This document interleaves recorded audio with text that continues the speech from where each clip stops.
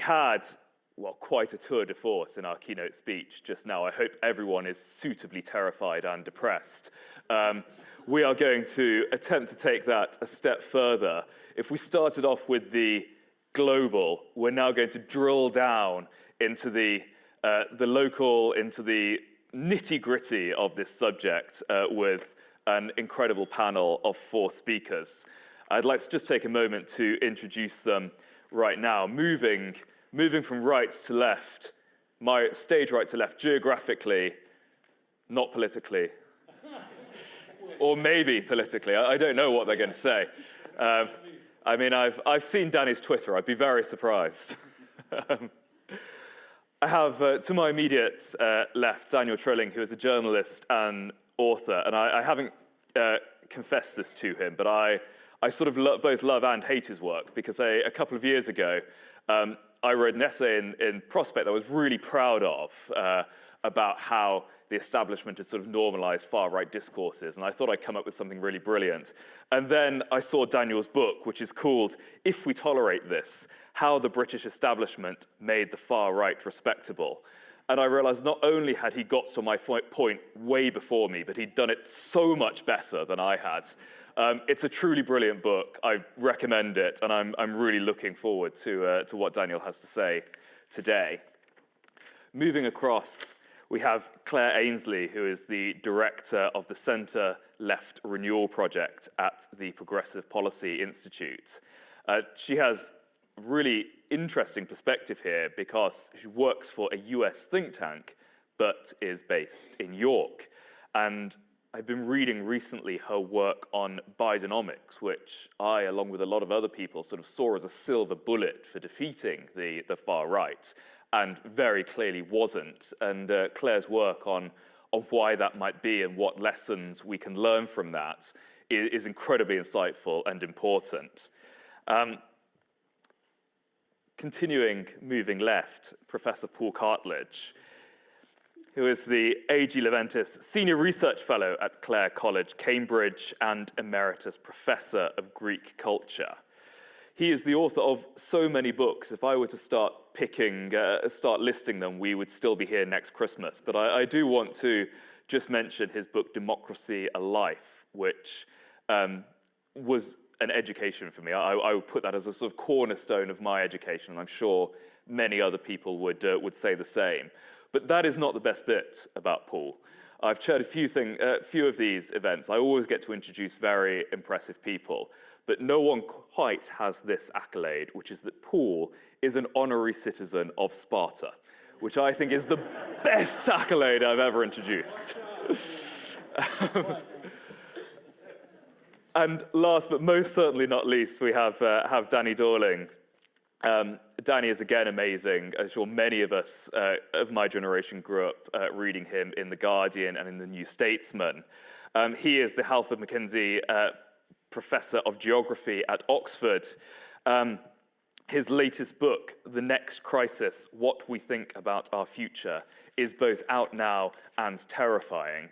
But I have been reading Danny forever and ever, and there are a few more insightful voices looking beyond the sort of headlines and looking at some real structural issues about the causes of various political changes. I'm incredibly excited to hear what all of these fantastic speakers have to say. However, I'm not going to give them very long to say it. Each has 7 minutes, after which we will devise a suitable punishment for anyone who speaks for too long. I'm going to invite them to each speak for 7 minutes, then abuse my privileges as chair to ask them a couple of questions before opening up the floor to you. And when we do that, I'll also invite Dex to come and join the panel. We've got a special chair there for him, so that you'll get an extra opportunity to ask him some questions as well. Without further ado, Daniel, please kick us off. All right, thanks very much, Stan. Thanks, everyone, for coming. So, in a way, I'm going to pick up on some of those themes that Dex introduced us to earlier, but go very, very local and very, very current with them. So, I'm a journalist, and as a journalist, I do a lot of reporting and analysis on nationalism, migration, and human rights, all of which are very pressing political issues here in the UK right now and internationally. But my most recent work, as we just heard, has been about how British politics has reached this current moment. And so for me, what I find very striking is that when I began as a journalist, I used to work at the New Statesman many years ago, and in around 2009, I was reading about the BNP, British National Party, and how they'd been winning seats in local government around the country, and so I went off and reported on that and on sort of the political failures that were allowing that to happen. And what I'm struck about today is just how much of what the BNP was saying then in 2009 and 2010, and at the time was regarded as shocking, outrageous, alarming, and so on, is now right there in mainstream political discourse. And so what I thought I would do for the next 5 minutes is just make a couple of comments on the broad phenomenon of parties and movements like Reform UK, Restore Britain, Tommy Robinson, and so on, what I think is actually going on there, and what that tells us about democracy.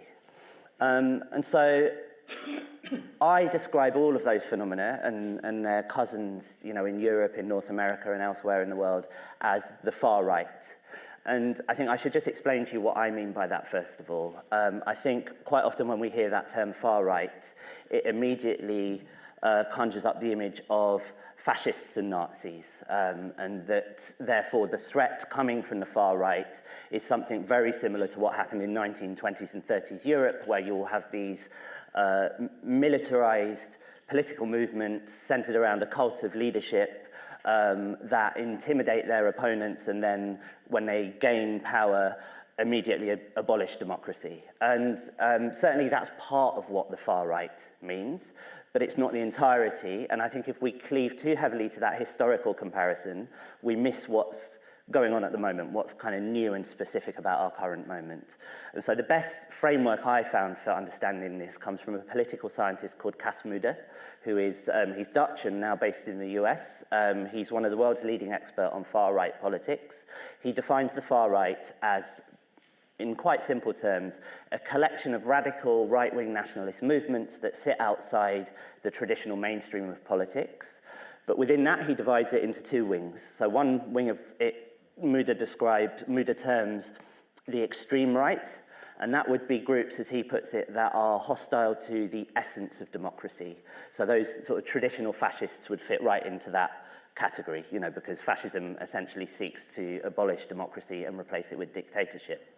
But the other wing, and I think the more important one for us at the moment, given the current mix of politics in the UK and many other countries, is what Mudde and lots of other political scientists call the radical right. So that would be groups, movements, and parties that accept the essence of democracy. They might well be very enthusiastic about elections. They might well abide by results of elections when they don't lose, although that isn't always guaranteed, as we can see in various places, not least the US. But they are uniformly hostile to key elements of liberal democracy as a political system, because that's the actually existing system we live under.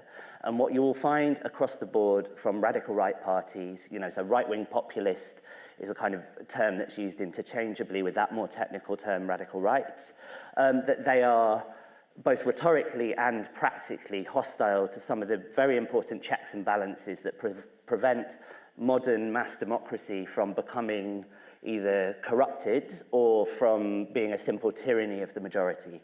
So the frequency with which the radical right, far-right populists attack, for example, the independence of the judiciary, or the idea of a free media that is free to scrutinize and criticize people in power.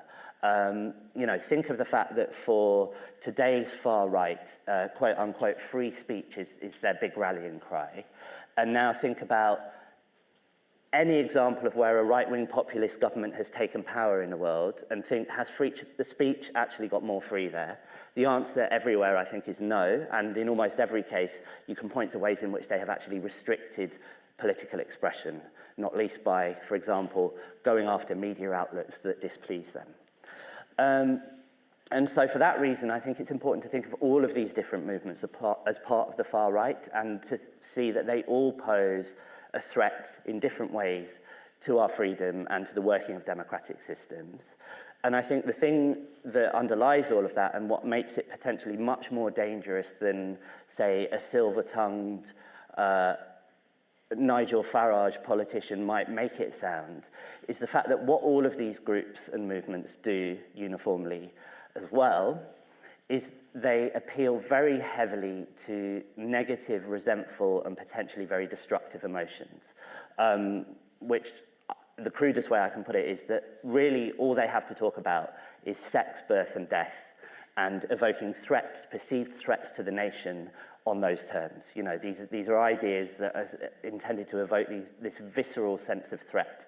So, as you've probably been following over the past week, there have been these horrendous reactions and attempts to exploit the murder of Henry Novak. And I think that's exactly what I talk about. You know, Nigel Farage, for instance, he's basically been in hiding since the local elections because he's been faced with a barrage of negative stories, you know, about his £5 million donation. Before that, there were all the many, many allegations from former classmates about his school days racism and so on. Reform actually didn't do as well as they'd hyped up people's expectations in the local elections. And then the moment he comes out, it's when he can hit at exactly what I'm talking about, you know, a murder that allows him to make a claim of anti-white racism that ties together several far-right populist themes into one thing, you know, the supposed dangerous threat posed by people of immigrant backgrounds and quote-unquote woke elite that has betrayed the nation and so on. That is always there in this type of politics, and it is potentially very, very dangerous. It is a destructive set of emotions they are mobilizing. Now, just finally, for 30 seconds to a minute, if I can, I'll just give my quick thoughts on what I think that means for democracy more generally. I think two things that I would say about that. One is that although, well, certainly I do, we might well deplore that kind of politics and want to oppose it, we have to see that it arises from some fundamental contradictions in the way that we have democracy in our time. And I think the key contradiction for me is that under liberal democracy, you have this formal promise of equality, you know, equality before the law, equality in terms of background, class, social, economic, ethnic, and so on.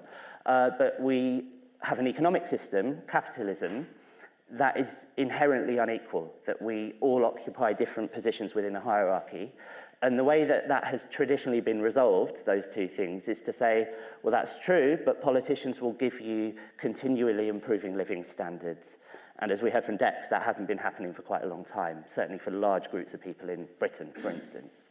And I think far-right politics emerges from that gap, emerges from the resentments that grow out of that gap. And so this brings me on to my second point, which is that I think over the past decade, as far-right populism has emerged and become a major current in our time, there has been a reaction, particularly from the political centre, that this is just something we should suppress. You know, we just need to put it back in its box. And in fact, actually, I think what we need to do is recognise the failings from which it springs, and that our response needs to be based on an attitude of more democracy, not less. So I'll stop there.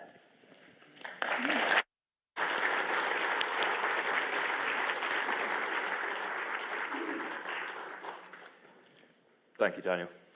Claire, take us away. Well, that is nicely done, because that was the first structural failure that I was going to highlight.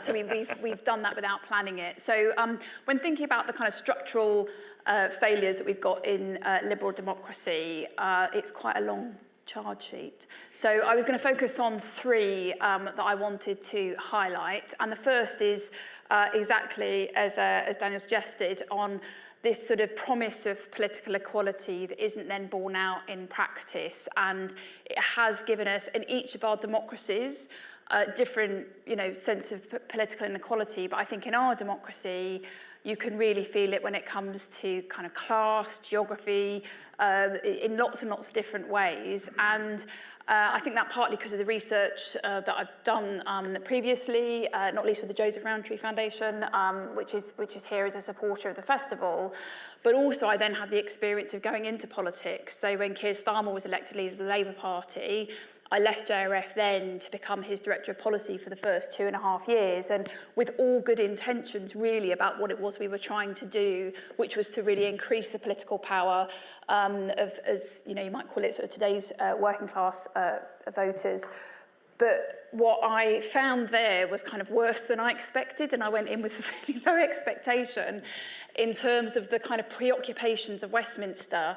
And that was, I would say, a group of people who I felt, you know, pretty sympathetic to, and in lots of ways still do, in terms of their intent.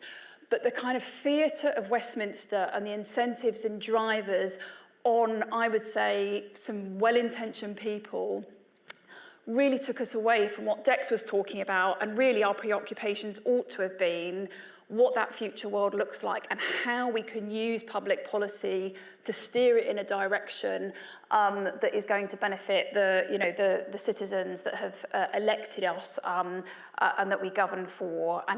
So it's that political inequality of power, I think, is kind of the first charge. I think the second related to that is I think governments over time have conceded so much ground to lots of different forces, lots of globalized forces, market forces. So it just means that a lot of the things that are affecting us as citizens in our lives, politicians can say to us, we're going to do this, we're going to do this policy over here, and actually the things that matter to us as citizens are things that actually governments either are unwilling to do, can't do, or requires engagement for a number of actors who are outside that kind of democratic control. So we are, as Dex said, we are leaving it too late, but it means that governments are incredibly slow to respond. So what we've got is legislation in Parliament that feels like it's going to be outdated by the time it's even got out the other end. Meanwhile, the world is moving at such a pace that the kind of design of policy is lagging well behind. And it means that even if you have good intent, you are structurally at a disadvantage trying to get ahead of that as policy. So no wonder, therefore, coming on to my third point, people see that deficit and they experience it, and they just are exasperated, really, with governments of all kind of political parties at not really representing them. And I did some work for PPI, where I now work, looking at US, UK, Germany and Australia, and really the disaffection with people who had previously voted for sort of centre-left parties in each of their iterations, but their complete disenchantment that not just that the party didn't represent them anymore, but that government even had the capability or capacity or competence, because this disconnect they're experiencing of a life that is going very, very fast, that is on our phones, that is in our homes. It's about the prices that they pay at the petrol pump, politicians saying things that almost they know themselves they cannot deliver that change. And it's that gap between what people are experiencing in their lives, what politicians are saying, that I think is really leading to this breakdown. And that is an environment that I think a dangerous politics is breeding in, and people are either going to not voting or feeling really disenchanted, or I think it's opening them up to authoritarianism. And I think when we think about young people in particular, we have to be focused on the fact that so many young people feel that really, really acutely, I think for lots of very good material reasons. Open Society did an international survey of 30 countries, so this is not just a problem we have here or can solve here. And amongst 18 to 35-year-olds, 42% said military rule was acceptable, and only 57% of that group said democracy was preferable to other forms of rule. And when you looked at the groups of 56 and over, 71% of them favoured liberal democracy. So we have a real issue that young people, I think, are much, much more acutely aware of, and that they are turning potentially to other solutions. So we've got this real collapse in trust, I think it's about, and that's before we get onto the world that Dex introduced us to. So my charge sheet is kind of pre-Dex, then you've got what Dex is laying over it. So we are in a risky place. But democracy is worth saving. I think that you might hear lots today of the criticisms that I and others have got of liberal democracy, but it is worth saving. And if you want to know why, just ask people who live under authoritarian or totalitarian regimes and ask them about what they might prefer. And I think we are not kind of, in the rejection of liberal democracy, we are not moving to some kind of utopia where we are more equal as people. We are moving to more concentrations of power. So I think we have to refight the fight for democracy. So before I finish up, I want to just give us sort of 3 things I'd like our juries to think about later on when you come to assess whether to put democracy in the dock or maybe give it a second chance. And we do believe in reformative justice, I'm sure, and redemption. So I think we have to think about how it can be rehabilitated to serve the world as it is and is going to be. I think the first thing we can do is we have to think clearly about what we want citizen control over. So where you want a democratic link between what matters in our lives and what is actually affecting us day to day. I don't think that necessarily means the state takes over those things, but I think we have to think about where we need to have more democratic control. So where we might have that line, might it be into the tech operations? Might it be where we've got volatile prices and we've got supply lines? So it might be thinking more in terms of national sovereignty and where you can have democratic links. And I think some of that does require partnership. The second area I think we should think about is democratic reform. I think on its own, it's not going to solve the problems that I think are rooted in the type of economic system we have.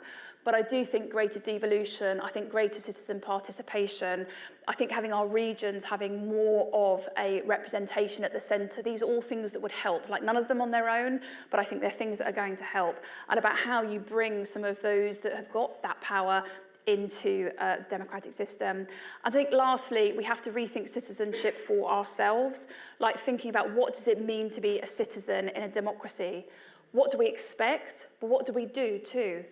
This afternoon, the people here are going to be asked to be part of a jury. Might that be something that we could consider building into our democracy so it makes it more representative of how we are, but also how we bring people into the design of policy so we can make it more faster flowing in a way that you might, if you were building a new product, you would build it with design capability in it. We can't wait for legislation at the end. And then lastly, how we educate ourselves for an inclusive citizenship and our identity so that we don't take for granted our freedoms, but we expect more and we expect active citizens, not passivity. Thanks, Claire.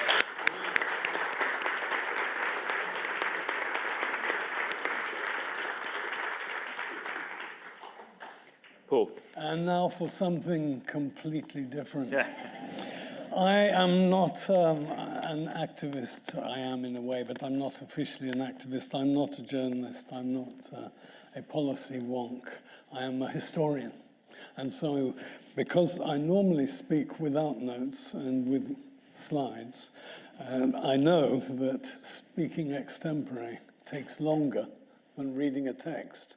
So with apologies, I'm going to read a text, and I hope to stop within, Sam will tell me, 7 minutes. So, some years back, Sarah Mitchell, but for whom none of us would be here, was kind enough to invite me to an earlier democracy panel at this very festival.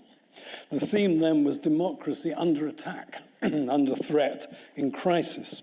And through my participation then, I was lucky enough, among other things, to meet first campaigning journalist David Patrikarakos. I was, of course, very attracted to him because of his last name, which is Greek, but actually his heritage is even more interesting than Southern Greek. Democracy, our democracy, much of global, mainly Western, but including Southeast Asian and Australasian and Latin American and African democracy, is still in crisis. If anything, it's in deeper crisis. It's also on trial, possibly for its life. Well, I felt then, when I last participated, as I do now, a little bit of an interloper. Although the word democracy is ultimately of ancient Greek derivation, it means people power, but what does people mean. And although I'm a historian of ancient Greece, and as Sam says, I've written a book on democracy, ancient and modern, I'm very well aware that knowing the history of the word doesn't help us much towards examining why what we now call democracy is on trial, or towards recommending ways in which it can best survive its current, possibly existentialist trials. One fundamental reason for that is essential categorical difference. All ancient Greek democracies and all versions of democracy practiced in antiquity were to us desperately foreign, irreducibly alien to any modern or contemporary version in one key respect. Their democracies were direct, ours are representative. They, the people, ruled for themselves, whereas we choose, usually by election, those who will rule for us. Now, we hope they will do so in our best interests, but they also rule instead of us. That very process separates out a political class, or at any rate removes them from our direct everyday control. Is that lack of accountability one source of our current trial or trials? There's a second fundamental difference. We today argue about what is the most democratic way to hold elections. But we don't argue, or we don't argue much, over whether the best way of choosing our representatives is indeed via election, as opposed to, say, sortition, the use of the lot, which is what ancient Greeks considered to be the democratic mode. They thought that because the lottery is random and blind, it maximizes the chance of any one individual's getting chosen, and it encourages more of the eligible to put their names forward, because there's less stigma, less disgrace in not being chosen by random lot than in not being elected in a public ballot. Now, I can think of several areas of our democratic governance to which some application of lottery would likely be beneficial. Yes, House of Lords, I'm thinking of you. Ancient Greek democrats also argued that election too much favored the rich, the powerful, and the well-known citizens, the notables, at the expense of everyday ordinary people, with two systematic exceptions: offices that demanded special skills or deep pockets. They should be elected. Is that another source of our current crisis? Not only not enough sortition, but the wrong sort of people putting themselves forward for election. Well, those are the two fundamental distinctions between all ancient and all modern democracies. But what of the basic distinction among contemporary democracies? One that often seems to me to be overlooked. I mean the distinction between presidential democracies and parliamentary democracies. The French system, just across the channel, is a presidential one, the weaknesses or even dangers of which either have been already exposed since the present system was set up by de Gaulle back in the 50s, or they threaten to be as we live in the shadow of a possible Marine Le Pen presidency. But of course, the true potential horrors of a presidential system have been exposed and actuated across the water the other way in the United States of America. A system supposedly designed to encapsulate checks and balances, not least as between the presidency and the elected Congress, but also in terms of the separation of the powers of government, as between the legislative, the executive, and the judiciary. Trump has trashed both of those. That notion, checks and balances, has its origin ultimately in the history of ancient Greek historian Polybius, but not Greek history, Roman history. He was writing about the High Roman Republic, and his writing so influenced the founding fathers. Now, of course, the US Constitution was weighted and loaded from the start away from mass democracy and towards oligarchy via the Electoral College and the Supreme Court. But that inclination has never been more cruelly exposed and exploited than it is being now by the tangerine tyrant occupying what's left of the White House.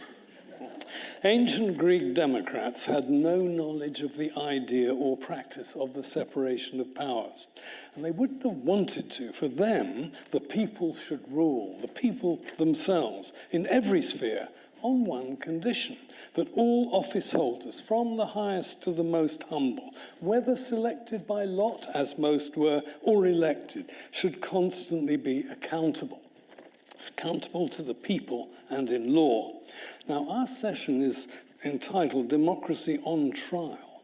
As it happens, an American colleague, a very good friend of mine, Jenny Roberts, American, published in 1994 a superb monograph entitled Athens, that is Democratic Athens, on Trial. The sting is in the subtitle, and this, I think, usually comes as a surprise to most people when they first know that the anti-democratic tradition in Western thought, from antiquity on, has always been far the stronger, right down to, well, the cracks started perhaps in the middle of the 19th century, when democracy started to rise up a little bit in the spectrum, but representative democracy, not ancient. So in antiquity, most intellectuals, such as myself, would have been, as it were, on the right. They thought democracy was a thoroughly bad thing. The masses were ignorant, they were stupid, they were ill-educated. Why on earth should they collectively, simply because there were more of them, rule over the elite like me, the smart, the well-educated, the well-born, the knowledge, you know what I'm saying. So democracy itself is a problematic concept from its very origin. And that's one reason, I think, why we today, who defend our version of democracy, liberal democracy, are in trouble, because it has inherent potential structural weaknesses. And Danny mentioned one of them, tyranny of the majority. That was one of the typical charges leveled against democracy.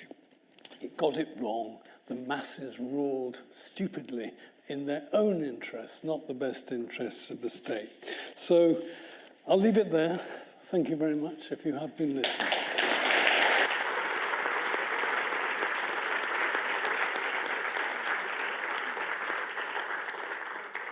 Thank you, Paul. And last but certainly not least, Danny. Thank you. I'm a geographer, so I'm going to try not to do much history, but just a little bit. I was reminded when you were talking then about Plato and his gold and silver and bronze children, or was it iron children? The idea, bronze and silver children. That some people presumably, and it's always people who say these things always think that they're the golden children themselves. And no doubt the tech billionaires think that they're golden children. And you can read it in some of their writings. Some of the more extreme of the billionaires actually spill out their thoughts about how the mass of people, particularly women, by the way, are really undeserving of having any power. So this has been with human beings for millennia, this idea that a few people are very clever and most people are not. Our current democracies are recent.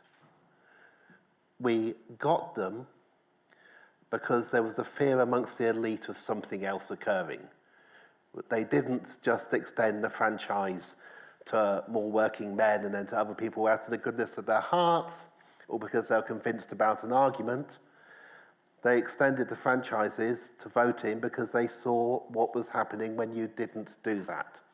There was a fear that people will take over otherwise. But it's a relatively recent, it's, 2 or 3 or 4 generations of humans have lived through this. Some optimism to begin my 7 minutes. As far as I'm aware, the proportion of people living under democracy in the world is not falling. If anything, it has been slightly rising. There are more elections are observed more. On balance, they're slightly fairer than they were in the past worldwide. Our problem is we're sitting in the UK, which is a very strange country, and the country we look to most for kind of intellectual leadership is the USA. And this can give us a very jaundiced view of what's going on in the world when we look at ourselves and when we look at the USA. Good news about democracy, Hungary. And it's amazing how quickly something dramatic can happen, like the Hungarian elections. And within 24 hours we go, oh, well, that happened. There isn't a continued celebration of an enormous turnout. What was it, 80%? A huge turnout from the young. Majority of people in Hungary voting for a party that they didn't believe in, for a change they did believe in. Unpredicted, and it occurred. Or Poland, last election in Poland, or Spain, or Golden Dawn, if you remember them, dying out in Greece. All the good news stories about democracies are quickly subsumed by a bad news story of where has the right or the far right won most recently. And I think that is dangerous because it can make us think that we're doomed because of this attention of the rise of one side rather than where it fails and where it constantly fails. People around the world who have not voted in the equivalents of Donald Trump after seeing what Donald Trump does in their country. Think about Brazil in the last election there. So if you can take yourself away from the UK, it isn't that bad a story. However, we're stuck here. And it's not just a feeling that this is bad. The Office of National Statistics undertakes a survey around about April each year of about 4,000 people. It's only done it in a particular form for about 3 or 4 years, where it asks them what they think about the fairness of elections in the country, the fairness of the institutions, the corruption and so on, and also their social media use. Now, in the most recent survey, which was undertaken from the 1st to the 26th of April this year, only 51% of people surveyed thought that our elections were fair. The drop was the fastest drop in the history of this survey in just 12 months. If that drop were to carry on, you very rapidly get a situation where the large majority of the population don't believe our elections are fair. What about the social media use? Is it people who use social media who think that elections are bad? No, it's just a 4% increase amongst those who used it more as opposed to those who used it less. And by age, again, only a small difference. This is universal, both sexes, all ages, increased disenchantment. People were worried about biases in the media. Of course, one person's bias is another person's truth. But in general, more and more, I think like 73% of people said one of the main problems was bias in the media. But the third biggest fear of people was overseas interventions in our politics. Now, this to me actually suggests quite a lot of optimism about our electorate. That if you survey 4,000 people, you find a third of them are aware of the overseas interventions in our politics. Why we allow those overseas interventions is another question. We are a strange country. We tend to look at other countries and say that they have problems like us, but it isn't true. Our Conservative Party left the European People's Party, the collection of European Conservative parties in 2014, and moved to join an alliance with Alternative for Deutschland. Our Conservative Party became a far-right party then, with far-right being defined as, here's your European politics, here's the largest group, this is my right, your left, let's try and be clever. Here's the largest group in Europe, which are Conservatives, and our Conservative Party went off to a small group, the far-right. Reform are far-right. They object if the BBC calls them far-right. Right? Restore are far-right. But as our politics has moved to the right, we've adjusted our thinking to see these things as kind of reasonable, and they're not reasonable historically, and they're not reasonable geographically. I'll end by talking about the relationship between inequality and democracy. Inequality is not good for democracy. On average, the more equality, economic equality you have in a country, the more people take part in voting. The fairer voting system you have, because one thing I'm sure will come up in questions, we barely have a democracy at the moment. Our Westminster voting system is archaic, and it's always interesting to look back and work out why didn't we adopt one of the systems that most of the rest of Europe did for electing people rather than what we currently have. Our House of Lords is particularly weird, and of course we're the only other country apart from Iran that has clerics in our legislature. Inequality is linked to this.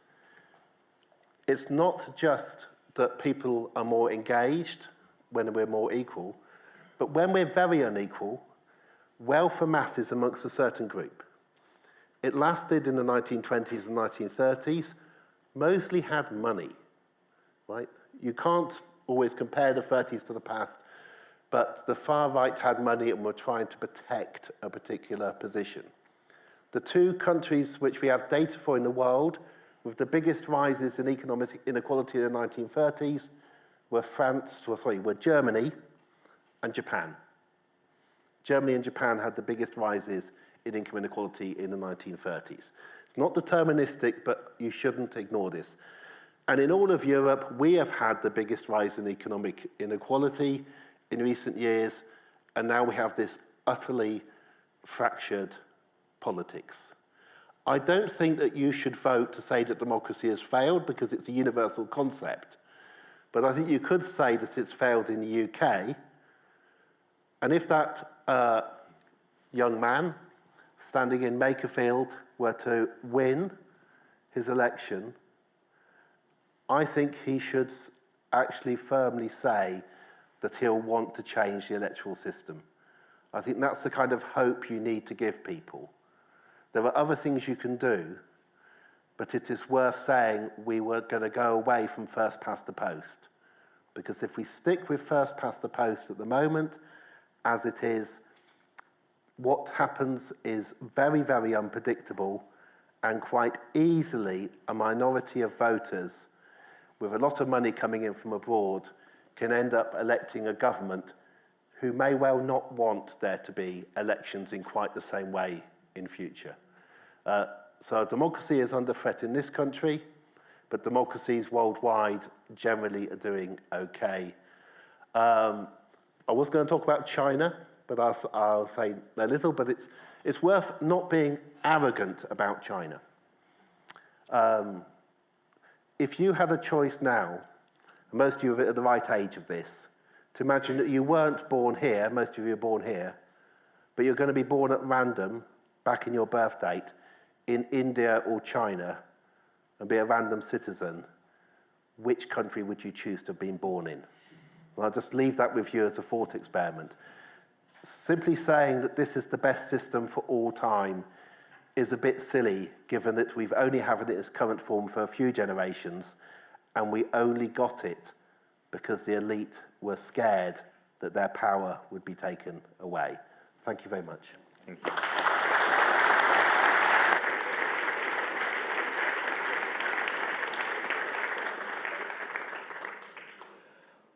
Well, I'd like to kick off by picking up on something that all of you sort of mentioned at one point, which was to qualify democracy in its current form with the word liberal.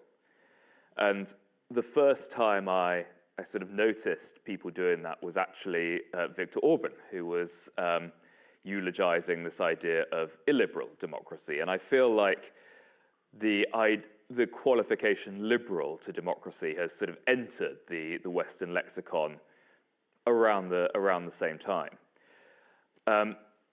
My question is, and of course I suspect Paul will have a rather different view on this, can you have genuine democracy that is not liberal democracy? And by that, I mean, can you have genuine democracy where the fundamental rights of the individual are not protected, and a democracy that is not built on the basis of individuals having fundamental and inviolable rights? If I could just come in, the ancient Greeks did not have a notion of the individual. There's no ancient Greek word for the individual. If you go to Greece today, the word is atomo, which means something that's not cut, uncuttable, atom, individual. Whereas, of course, in our discourse, going back to Locke, 17th century, 18th century, we think of the individual as somehow inviolable, some sort of barrier around that the state, another concept the ancient Greeks didn't have, because they were the state. The citizens were the state. So my perspective is simply difference, that I value the way in which the world has changed. Since the 17th century, I'm a great supporter of the levellers, as it happens. I was brought up in Putney debates, but I recognise that the big distinction is really late 19th, early 20th, when we moved to universal adult suffrage, so women as well as men. And that's the big, to me, advance in terms of entitlement. And what was being said on my left is, of course, rather more critical than that, by just reacting to the, why are we talking about liberal democracy? We are talking about it because it's the way our democracy has developed, and it's not necessarily to be applied anywhere else. I will just add one other thing. We actually don't live in a way in a democracy at all. We live in a mixed constitution. We have a monarch. We have a hereditary monarch. Every bill that goes through first the Commons, then the Lords, has to be signed off. I don't know if any of you watched the play, which was before Charles became king, but it anticipated a situation in which he was presented with a bill which he refused to sign. And so that's just a point of view. Daniel? Okay. I mean, I think in theory you can have other systems that are democratic. But I think the reason why, and actually you're absolutely right that the word liberal being appended to that is quite recent, and is, I think, a product of certain things that are fundamental to liberal democracy being threatened in a way that certainly we in the UK haven't been used to. And I think, I think the courts and the law is a very good example here where, I've been writing about this subject and also about migration and refugees, which obviously heavily involves the law for nearly 20 years. But it's only in the last 5 to 10 years that the law has become a kind of central thing in what I report on. So I wrote a lot about the previous government's Rwanda deportation deal. And something I noticed with that and with all the other battles that were happening was, well, why are these political battles increasingly being fought out through the courts? That's because there is a threat, I think, because we've had governments that have sort of said we want to reduce the independence of those courts, and therefore we need to defend that independence. But it's also not a good sign if that's being used as a substitute for politics, And so what I mean by all of that is that we shouldn't regard liberal democracy as the only or the perfect system. And I think the two things that it has provided an answer to, but not a full and sufficient answer. One is to do with inequality, as we've discussed. The other one, which we haven't discussed at all, is the issue of nationalism. That democracy also involves it concerns the individual and the rights of the individual and individual political expression, but there has to be a sense of, as Paul put it, the people, and that we are, still in this confused space between a situation where the people could either mean an ethnic group or some kind of quite homogeneous national cultural group, or a diverse multi-ethnic group. And liberal democracy, for all its faults, was an attempt to create a situation in which diversity and difference can be protected and it can still be democratic. And so for that reason, I think certainly the challenges to liberal democracy that present themselves as democratic at the moment, i.e. the bits I was talking about earlier coming from the populist right, I would say they're not democratic because they're about removing those kind of protections. Yeah. Claire? So I think you can, and I think the other kind of question, if you like, which maybe is a different day or a different festival, is on the future of liberalism, because that is a related question to democracy, but it's not the only, this isn't the only sort of topic on it, because you've got a variety of kind of threats to liberalism from all different sides, actually, the post-liberals, the authoritarians, and the reformists, if you like, which I'll put as a new category to put myself in, is of people who kind of want the promise that it gives in terms of greater equality for women and so on and so forth, but the downsides of the lack of community and the lack of kind of citizen say that has sort of led to this gap, if you like. So I don't think we should, chuck out the really important parts of the ideals of democracy. I actually love the idea of reconnecting with the original sense of democracy, because I think methods like sortition could go very well with the idea of citizens' juries, which actually, as the tech firms are developing in real-time product models, how could they be developed in a way that actually you could have representatives of citizens participating in that in a way to make all of this enormous potential sort of people-friendly and society-friendly and build community. So I think you could have sort of a post-liberal version, but I don't like the look of the post-liberal version we might be getting, because it's not my sort of communitarian fantasy of the way we would gather together. And, I certainly agree about what Danny said in terms of elites have had to concede, but they've done that because people organised. Men didn't decide to give women the vote because they thought it would make their position better. It was because women organised. Working class people got the vote because trade unions and movements organised for those things. And I think we are in that moment now in a society that's really fragmented, that we can either just sort of sit back and wait for somebody else to, the tech firms to concede their power, or we can organise. But the questions I suppose I would put for Dex and others is, so how do we do that? Because it's not as if you've got loads of politicians who are like with ill intent trying to hoard power.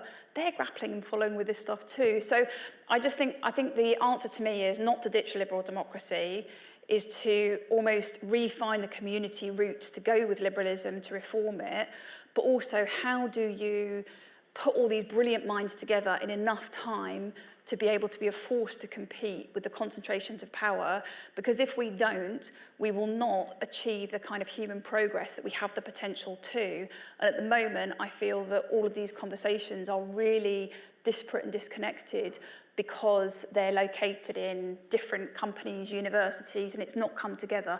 Unlike this, which I think is actually a rare example of these conversations coming together, it needs to be put together, I think, into a movement for change, which is about citizen control and power, and moves away from these concentrations, rather than it being sort of a disparate conversation, which actually doesn't really amount to anything.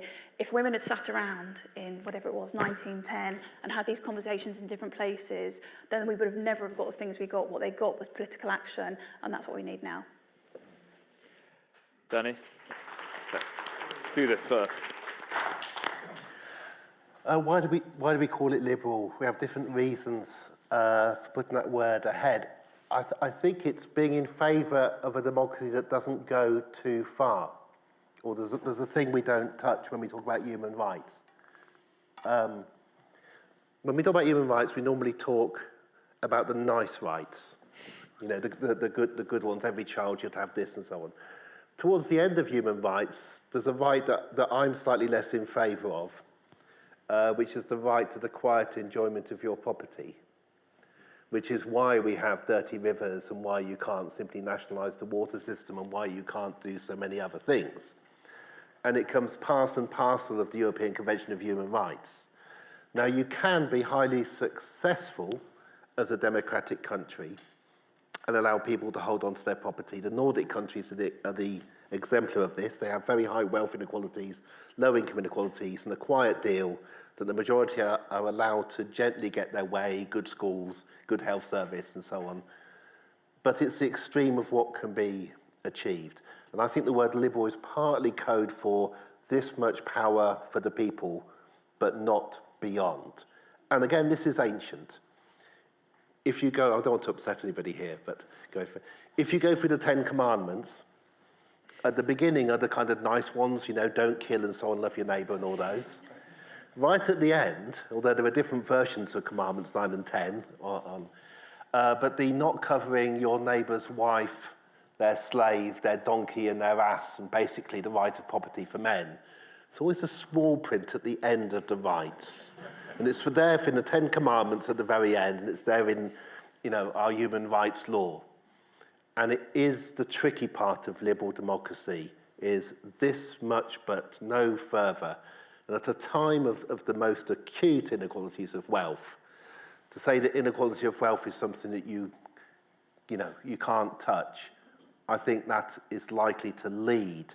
And ironically, when Nigel Farage says he wants to take us out of the European Convention on Human Rights, which I don't believe we should, but if he were to do it, of course, the right for the enjoyment of their property of the people who own the office in Mayfair who let him use it would actually go. But I think he thinks he'll be okay. Yeah. You and I are going to have words later, Danny, on that. I would love to open this up to questions from the floor, but Dex, would you mind coming up and joining us to give people a little bit more chance to cross-examine you? Do we have... We have roving mics, and we have a hand up. Gentleman at the back. Perfect. Thank you. It's really been fascinating so far. I'd like to go back to Dex's slide of Nepal. Given that the Houses of Parliament are literally a tinderbox, do you think that Gen Z should put a match to them figuratively or literally? We heard that stat about the number of people who are up for a dictatorship. The numbers get even worse when you look at the views for young people coming from the least well-resourced backgrounds. So actually, when you look at folks who've come from more working-class backgrounds, there's a significantly higher percentage of people who are actually in favor of junking democracy in its various forms and having something that's much more autocratic. Actually, there's a large part of the world which lives under what some researchers refer to as electoral autocracies today. And actually, I disagree on the numbers. The numbers can be very seductive because they show that when it comes to the percentage of like nations, it's relatively flat in terms of how many lived in democracies in the year 2000 versus now. Actually, overwhelmingly more people live under systems that are now rated as not fully free or not free at all. And partly that is, of course, due to the massive population growth in certain countries, which are highly illiberal. So Freedom House, for example, said that in the year 2000, about 40% of the world's population lived in nations that were free. And now it's about 20%. And there's a much larger set of people who now live in the not fully free category. But certainly in large parts of the world, people have become quite used to living in systems which have the trappings of democracy on the surface, but do not resemble, of course, liberal democracy or systems that probably most people in this room would feel pretty comfortable with. Can I ask for a little clarification on that? Because the stats you mentioned about young people sort of falling out of love with democracy, do you have a breakdown on, for example, gender? Because what I was wondering is how much of that is coming out from this sort of toxic manosphere culture that is prevalent online, and how much of that statistic is sort of concentrated around that culture, or is this something that is cutting across gender and demographics for the younger generation more generally? Yeah, that's a good question. Actually, I haven't looked at those numbers for the UK, but certainly I'd be very interested in looking at those, and I'm not sure it would necessarily produce exactly the numbers to confirm that thesis. Because, for example, in the United States, when Donald Trump was elected for the first time, he received the majority of votes in this demographic from white college-educated women. People are often shocked by that. They think, oh, actually, with all of his views and terrible record when it comes to women, how could possibly a plurality of college-educated white women have voted for him? Well, they did. So you actually get all sorts of different reactions which you might not necessarily fully expect. I mean, think of the massive numbers of folks coming from ethnic minority backgrounds who voted for Donald Trump as well. And then in many cases, it was those communities which absolutely got smashed by Trump when he came into office, with those policies. So there's obviously a deeply troubling problem with the manaverse and the way we've had a whole generation of young men who've been radicalized through social media. But actually, we're in a mode now where there's all sorts of terrible sentiments and deeply illiberal values which have become quite popular with lots of people, including people you wouldn't expect at all.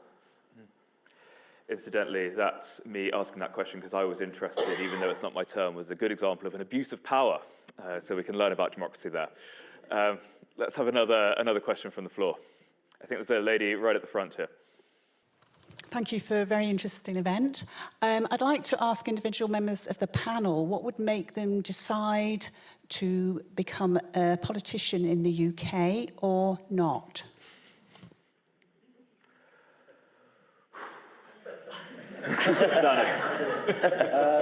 So I've always lazily decided not, it'll be dead easy to be a ward councillor. I'm a member of the Labour Party, I should confess, I still am amazingly.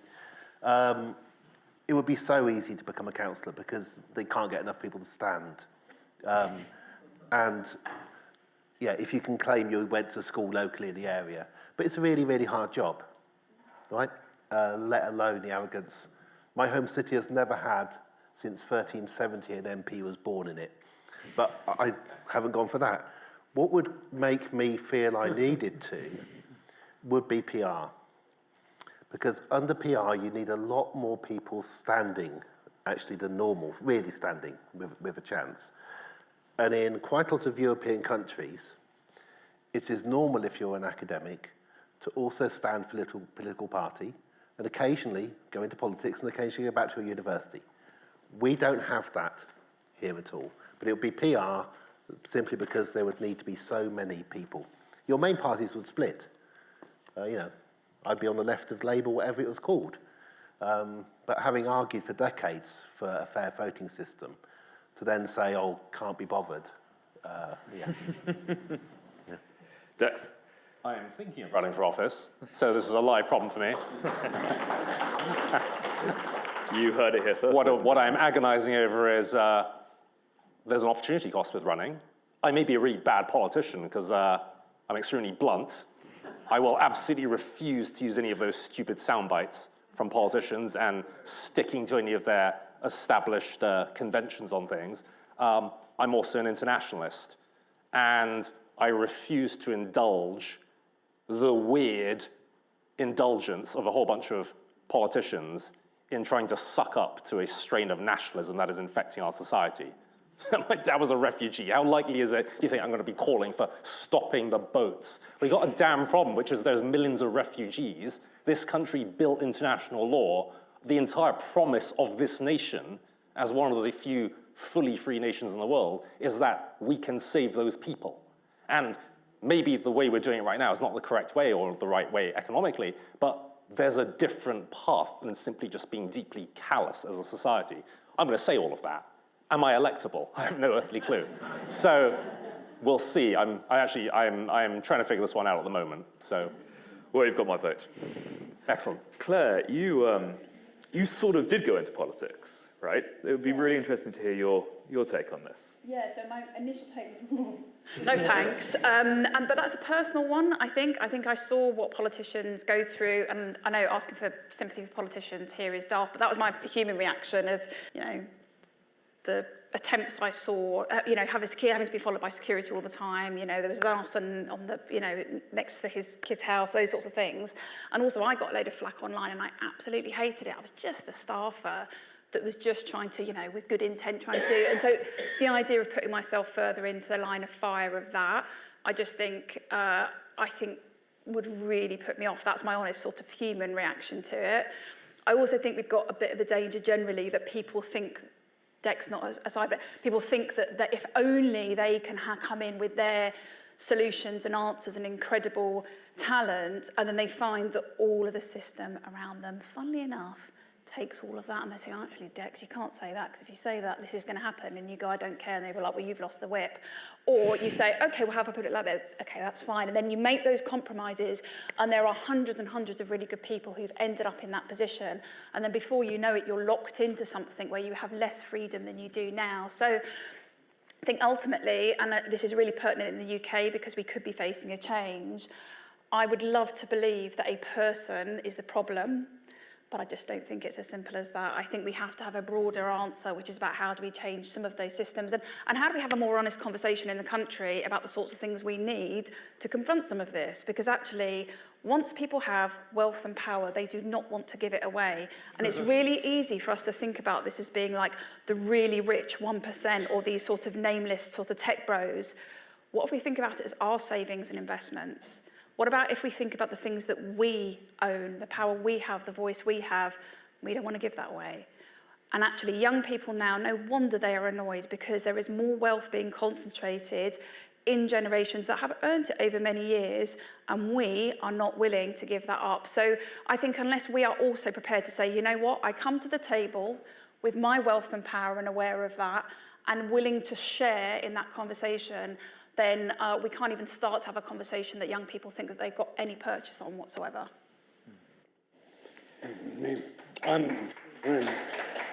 I'm far, far too old.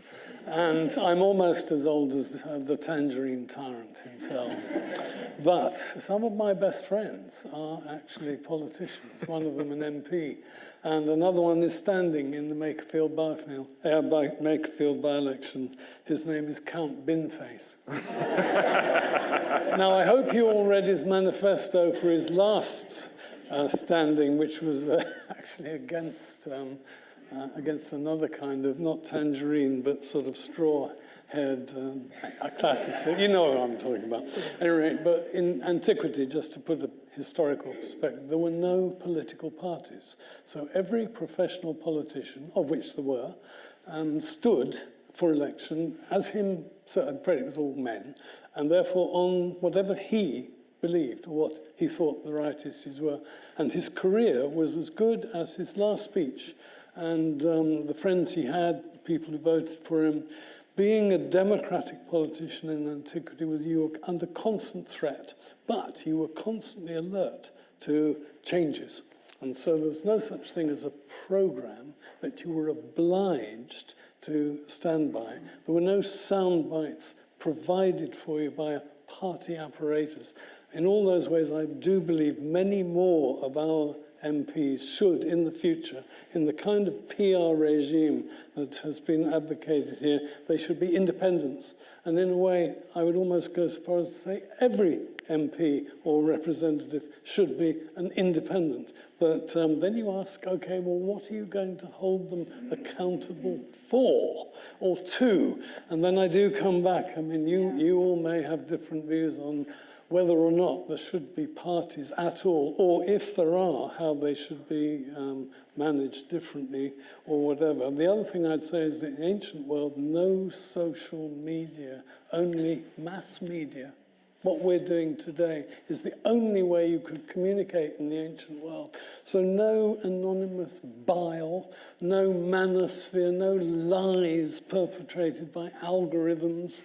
You know, there are all sorts of things which stop me because of the hate that is poured out on our representatives. All those would stop me wanting to be a representative of you. But also I think the very existence of social media, invented by the tech bros in order to democratize information, has sadly very often operated in the exact opposite direction. Daniel? Yeah, so I'm a journalist, and I think as a general rule, journalists shouldn't move between journalism and national politics. I don't think journalists should become MPs, and I think that's because our democracy is so heavily mediated, because it has to be, because nearly 80 million people can't all know one another. You have to do it through forms of mass communication. The blurring of the lines between journalism and politics is a real problem, and there's been a lot of it in the last decade or so. And let's all remember what happened the last time a former journalist became Prime Minister. But I would also say there's more than one way to be political, and I think something that I would stress, and actually it's a good point Claire made as well, is that, I mean, this is the problem with representative politics, that people tend to see only the representative bit as the politics, and so their only way of being political is being voting for those representatives. And I think a huge problem we have had is, I mean, something that suits people in power very well and has been encouraged by people in power, that they're best left to get on with it, and that it's not really for us to kind of get up their noses and make our own views heard. So I always feel like I should do more of the latter, and I think it's in many ways better to do that than think about politics as only should we or should we not stand as MPs. Let's have another question. I think there was a hand up there and a hand up there, so I'll take both of those questions in one go, and then ask you to answer those. It seems to me there's a large gap between what Dex started us off with and what the panel talked about. It hasn't been bridged, I think, partly because nobody has talked about, or more than just a mention, economic democracy. Why many people are frightened of AI, and some even think it's evil, or going to destroy the human race, is because it's being produced at breakneck speed for profit. So we don't feel secure about safeguards of different kinds. And that sort of thing is going to be more and more of a problem as we get these huge companies operated by small numbers of people with vast amounts of wealth. And I think, you know, it is the economic democracy that really needs to be developed. And it's this that's making AI such a threat in many people's eyes. Okay, and the gentleman, I'm going to take three because I've spotted a gentleman here. There's one behind you, and I'll get you as well. Yes. It's about, how, like you said, how do we do that? How do we exert any sort of influence really over economic factors that mostly drive our world and are the reason that lots of people are very angry. They can't provide for their families. They just don't have enough. This may not be it's not a liberal view necessarily, but it is about reclaiming power, because we are the ones who give people power democratically and economically. We give them our wages through rent and mortgages. Can we exert influence over wealth inequality and also what wealth is invested into if we simply stop paying for things that we need to exist? So stop paying for homes that we live in that are owned by someone else, and they paid for it, but we could never pay for these things ourselves. So there is that sense of we're paying to exist, and if we stopped paying to exist, would we regain power politically and economically? That's an interesting point. And the gentleman in the fabulous shirt at the back.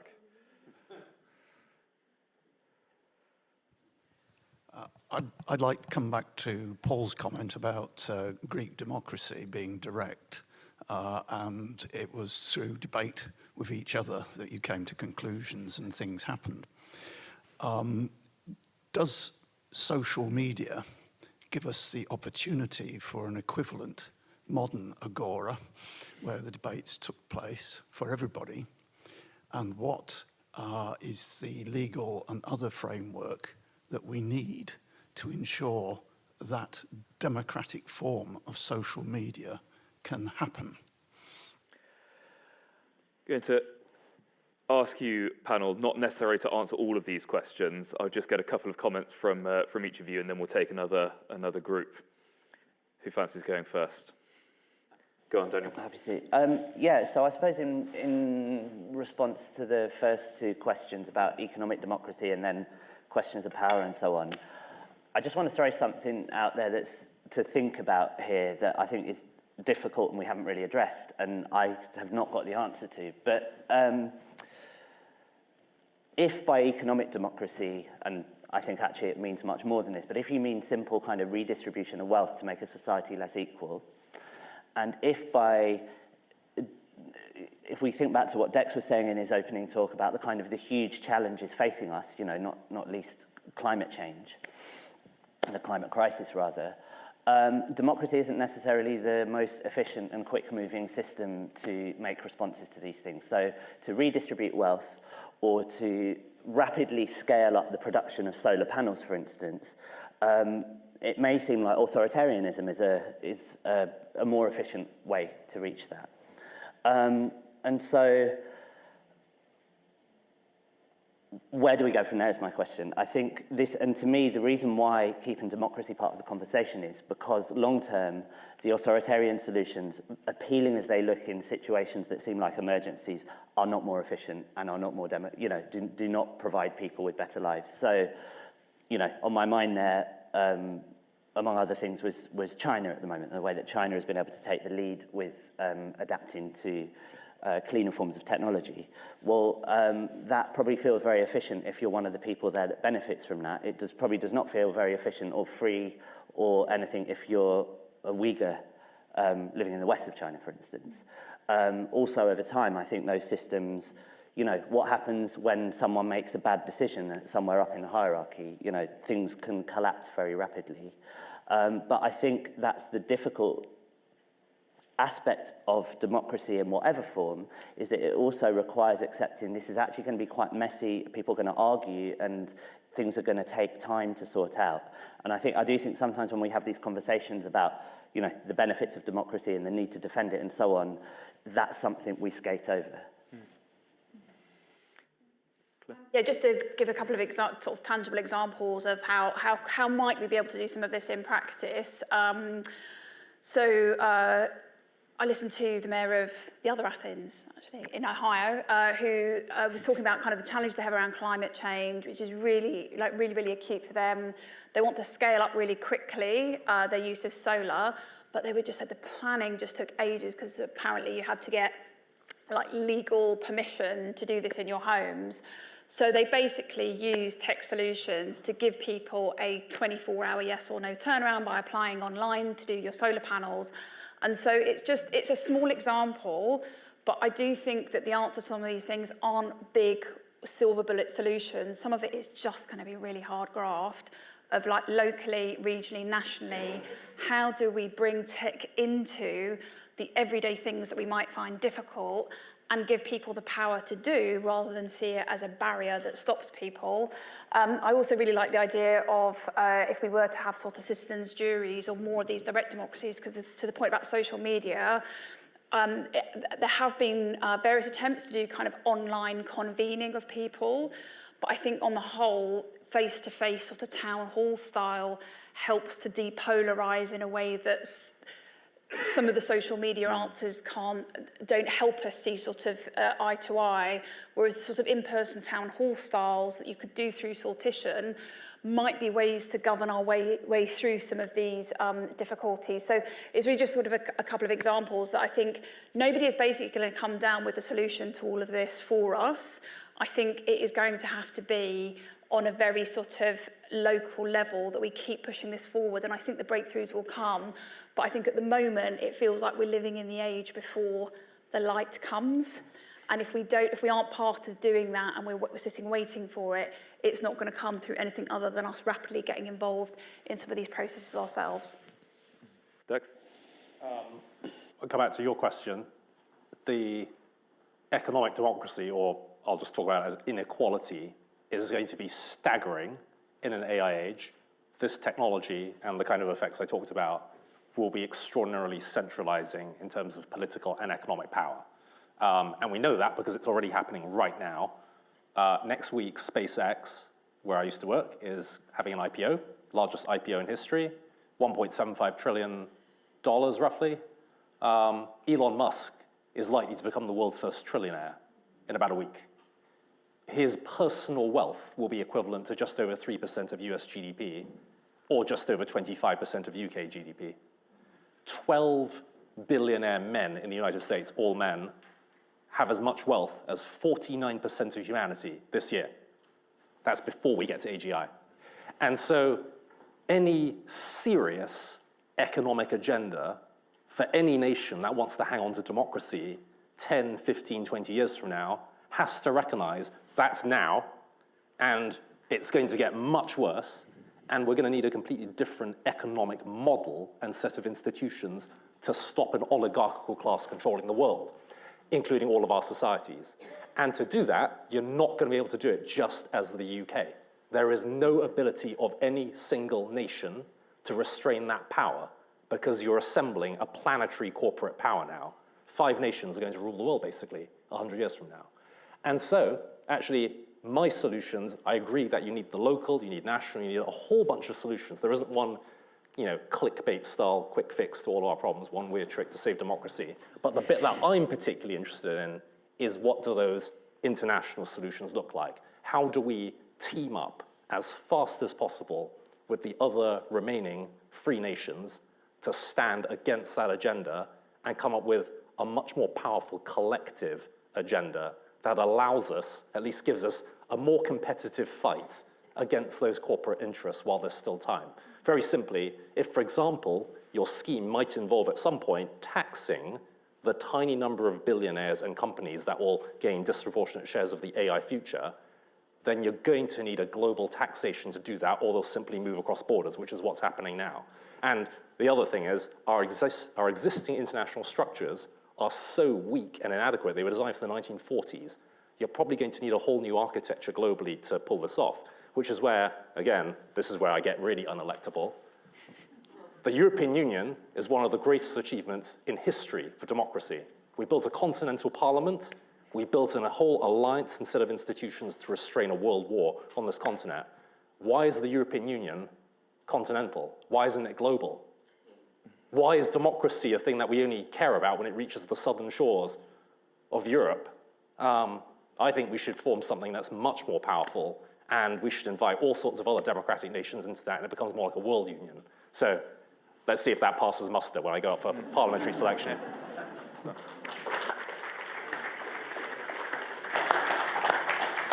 Look, if Australia can be in Eurovision, why can't it be in the EU? I'm conscious of the time, so I'm going to invite Danny and then Paul to wrap this up. I think, as you grew up in Kent, you should stand against Nigel Farage. You've got a closer connection to his seat. I'll take him on. Yep, excellent. I think you wrote a book in the 1970s, Richard, could have been later, where you had the obsession with steam engines and how the steam engines became faster and faster and faster. And most of us have got an idea about how a steam engine works, but we don't know about the evolution of the steam engines. We couldn't actually design them. But that was over a long period, and it was transformational for societies, what it allowed us to do in factories. AI, you have to pretend you know what it is.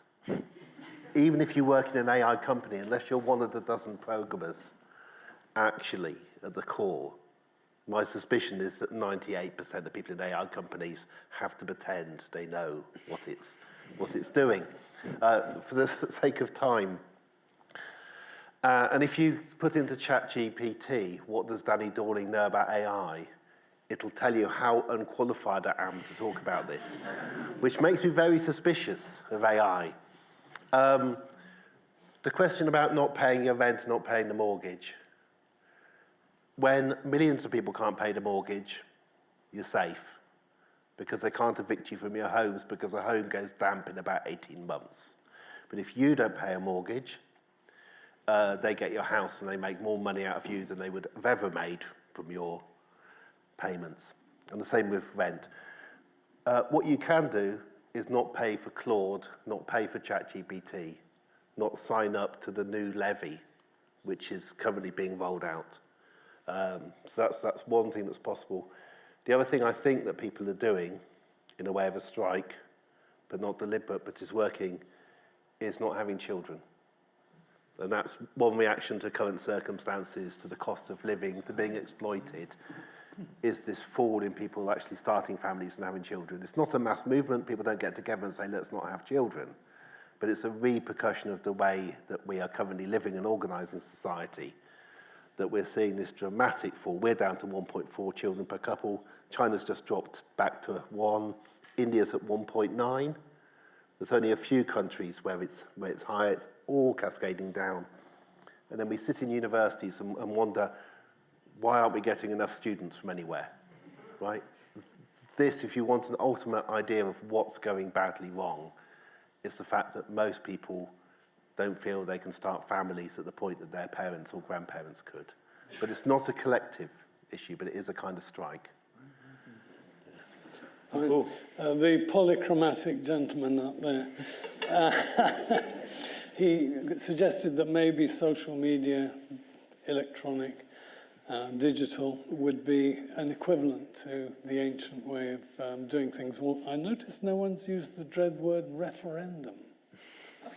And of course, every ancient democratic mass meeting, citizen decision was a referendum. And it might be merely operational, it might be actually constitutional.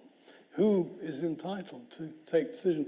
Now, in principle, thanks to the tech bros, let's say the government were to announce next week, give us 5 working days, we will hold a referendum on whether or not we think Trident is more important than the NHS. Now, you may have noticed you're never asked a question of that absolutely fundamental, basic nature, and there are 2 reasons. One is government, and it doesn't wish us actually to govern, and that may be a rational decision.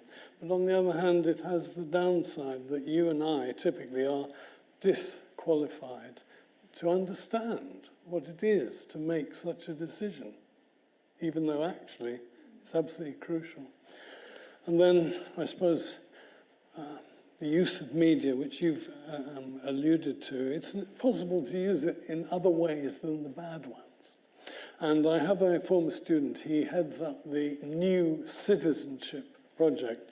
And if I could borrow a phrase from the dreaded Tony Blair, education, education, education about the nature of politics, of being a citizen, from, I would say, about the age of 14, 15. I am part of Robert Peston's Speakers for Schools programme. Oxbridge academics talk to state schools, typically in my local area, and they're typically either GCSE or A-level students. And I always ask them 2 questions. One, should prisoners be allowed to retain the vote? Most European countries allow them, we don't.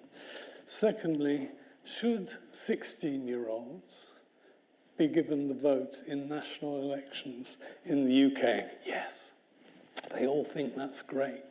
But actually, it's an incredibly dangerous thing to have the vote. And so we go back to individual liberal democracy. It's precious. It's taken us 300 years to get where we are. Please fight to retain it. Thank you.